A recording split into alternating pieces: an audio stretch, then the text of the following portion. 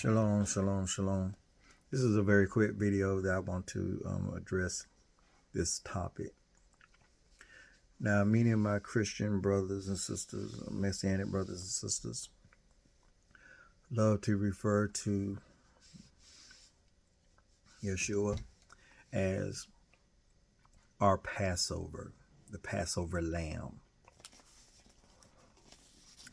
And I always thought it was funny, even when I was a Christian, I always thought it was funny. Why wouldn't he be our atonement? Why the Passover? Why wouldn't he be Yom Kippur, the living embodiment of what that day represents? And I believe I found why Christians do not want to really tie him to that day. Because remember, they said God placed all the sins of the world on him, and he was sacrificed with all the sins on him. Now, when you look in Leviticus chapter 16 and look at verse 21, because one thing, it was two goats, one that was offered to Jehovah and one that was taken away in the wilderness alive. Now listen to this here. And Aaron shall lay both his hands on the head of the live goat and confess over him all the iniquities of the children of Israel and all their transgressions and all their sins, putting them upon the head of the goat, and shall send him away by the hand of a fit man into the wilderness.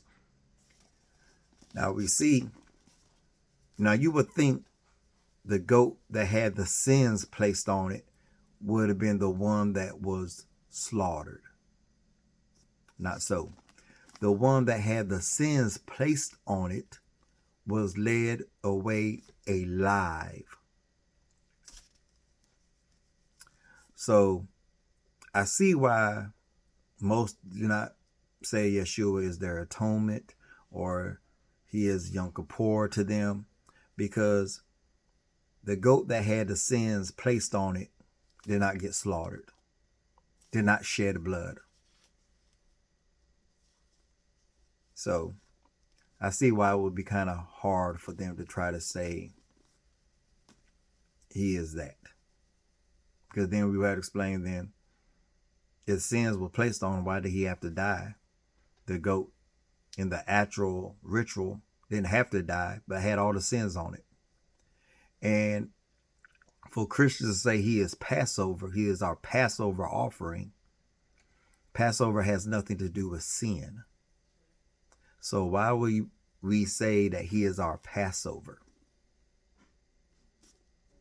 The Passover has nothing to do with sin.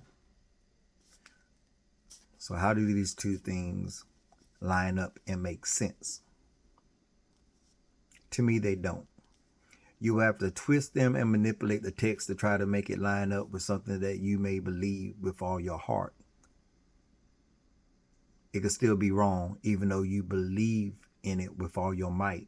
You could still be believing a concept that is biblically not sound, not proven at all by the scriptures.